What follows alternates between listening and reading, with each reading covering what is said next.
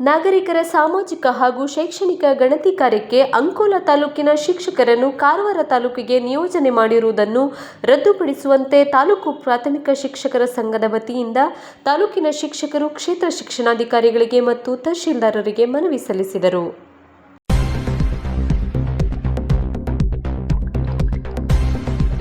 ಮೊದಲಿಗೆ ಕ್ಷೇತ್ರ ಶಿಕ್ಷಣಾಧಿಕಾರಿ ಮಂಗಳಲಕ್ಷ್ಮಿ ಪಾಟೀಲ್ ಅವರಿಗೆ ಮನವಿ ಸಲ್ಲಿಸಿದ ಶಿಕ್ಷಕರು, ಕರ್ನಾಟಕ ಸರ್ಕಾರವು ಹಮ್ಮಿಕೊಂಡ ನಾಗರಿಕರ ಸಾಮಾಜಿಕ ಹಾಗೂ ಶೈಕ್ಷಣಿಕ ಗಣತಿ ಕಾರ್ಯಕ್ಕೆ ಅವರ್ಸ ಹಾಗೂ ಭಾವಿಕೇರಿ ಕ್ಲಸ್ಟರ್ ವ್ಯಾಪ್ತಿಯ 77 ಶಿಕ್ಷಕರನ್ನು ಹಾಗೂ ತಾಲೂಕಿನ 2 ಶಿಕ್ಷಕರನ್ನು ಮೇಲ್ವಿಚಾರಕರನ್ನಾಗಿ ಕಾರವಾರ ತಾಲೂಕಿಗೆ ನಿಯೋಜಿಸಿದ್ದು ಸಮಂಜಸವಲ್ಲ.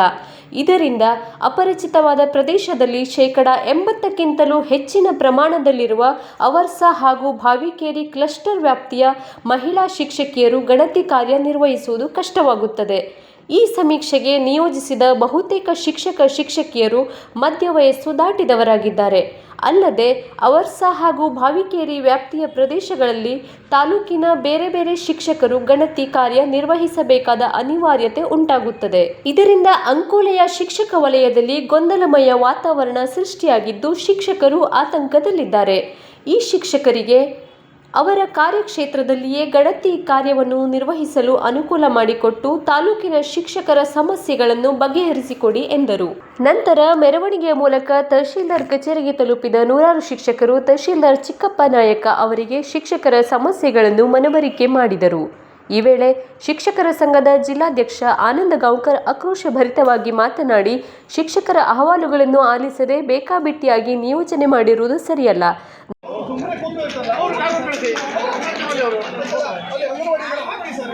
ನಮಗೆ ನ್ಯಾಯ ಸಿಗುವವರೆಗೂ ತರಬೇತಿಗೆ ಹಾಜರಾಗುವುದಿಲ್ಲ. ನಮ್ಮನ್ನು ಸಾಮೂಹಿಕವಾಗಿ ಅಮಾನತು ಮಾಡಿದರೂ ಪರವಾಗಿಲ್ಲ. ಕೇವಲ ಶಿಕ್ಷಕರನ್ನಷ್ಟೇ ಯಾಕೆ ಇಂತಹ ಕಾರ್ಯಗಳಿಗೆ ಬಳಸಿಕೊಳ್ಳುತ್ತೀರಿ ಎಂದು ಪ್ರಶ್ನಿಸಿದರು.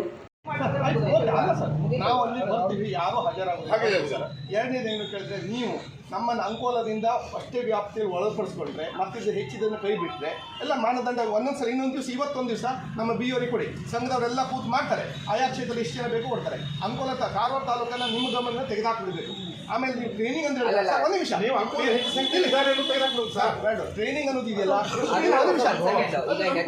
ಎಷ್ಟು ಸಂಖ್ಯೆ ಇದ್ದು ನಾನು ಗೊತ್ತಿರಲ್ಲ. HRMS ಅಲ್ಲಿ ಡೇಟಾ ಹೋಗುತ್ತೆ. ಈಗ ನೋಡಿ ನನಗೆ ಶಿಕ್ಷಣ ಇಲಾಖೆಯಲ್ಲಿ ಇಷ್ಟು ಶಿಕ್ಷಕ ಇದ್ದಾರೆ ಅಂತ ನನ್ನ ಡೇಟಾ ಇರಲ್ಲ.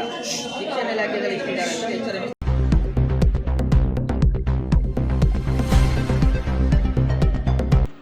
ಕಾರವಾರ ತಾಲೂಕಿಗೆ ಅಂಕೋಲಾ ತಾಲೂಕಿನ ಶಿಕ್ಷಕರನ್ನು ನಿಯೋಜನೆ ಮಾಡುವ ಬದಲು ಅಲ್ಲಿರುವ ಅನುದಾನ ರಹಿತ, ಅನುದಾನಿತ ಇಲ್ಲವೇ ಪ್ರೌಢಶಾಲಾ ಶಿಕ್ಷಕರನ್ನು ಬಳಸಿಕೊಳ್ಳಬಹುದು.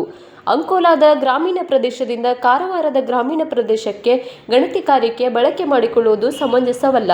ಮುಂಜಾನೆ ತೆರಳಿದ ಶಿಕ್ಷಕಿಯರು ತಡರಾತ್ರಿಯವರೆಗೂ ಗಣತಿಯ ಕಾರ್ಯದಲ್ಲಿ ತೊಡಗಿಸಿಕೊಳ್ಳಬೇಕಾಗಬಹುದು. ಅದಕ್ಕೆ ಅವರಿಗೆ ಸೂಕ್ತ ರಕ್ಷಣೆಯನ್ನು ವ್ಯವಸ್ಥೆ ಮಾಡುತ್ತೀರಾ? 50 ವರ್ಷ ದಾಟಿದ ಇಲ್ಲವೇ ಆರೋಗ್ಯ ಸಮಸ್ಯೆ ಇರುವ ಶಿಕ್ಷಕರನ್ನು ಸಹ ಗಣತಿಗೆ ನಿಯೋಜನೆ ಮಾಡಿರುವುದು ಸರಿಯಲ್ಲ. ಇದರಿಂದ ಶಿಕ್ಷಕರ ಮಾನಸಿಕ ಒತ್ತಡ ಹೆಚ್ಚಾಗುತ್ತಿದೆ ಎಂದರು.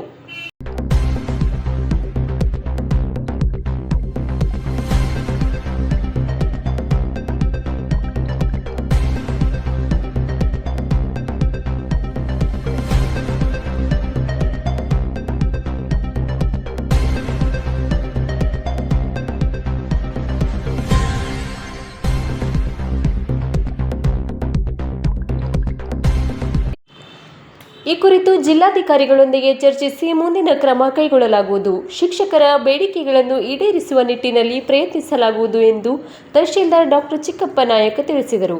100 ಶಿಕ್ಷಕರು ಇದೇ ಮೊದಲ ಬಾರಿಗೆ ದೊಡ್ಡ ಪ್ರಮಾಣದಲ್ಲಿ ಸಾಂಕೇತಿಕ ಪ್ರತಿಭಟನೆಯ ರೂಪದಲ್ಲಿ ಮನವಿ ಸಲ್ಲಿಸಿದ್ದು, ಶಿಕ್ಷಕರು ತಾವು ಅನುಭವಿಸುತ್ತಿರುವ ಮಾನಸಿಕ ವೇದನೆಯನ್ನು ಹೊರಹಾಕಿದಂತಿತ್ತು. ತಾಲೂಕಿನಲ್ಲಿಯೇ ನಿಯೋಜನೆ ಮಾಡುವುದಾದರೆ ಸಮರ್ಥವಾಗಿ ಕಾರ್ಯನಿರ್ವಹಿಸಿ ತರಬೇತಿಗೂ ಹಾಜರಾಗುತ್ತೇವೆ ಎಂದು ಶಿಕ್ಷಕರು ತಮ್ಮ ಪ್ರಾಮಾಣಿಕ ಅಭಿಪ್ರಾಯವನ್ನು ವ್ಯಕ್ತಪಡಿಸಿದ್ದು ಮೆಚ್ಚುಗೆಯ ವಿಷಯವಾಗಿದೆ.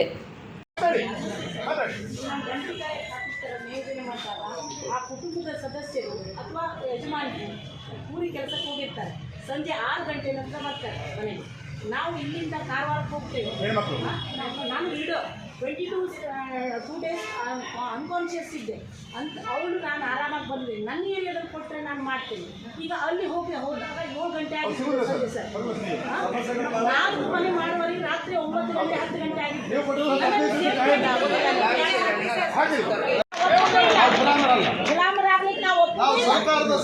ಸೇವೆ ಮಾಡ್ತೇವೆ. ಸೇವೆ ಮಾಡ್ತೇವೆ.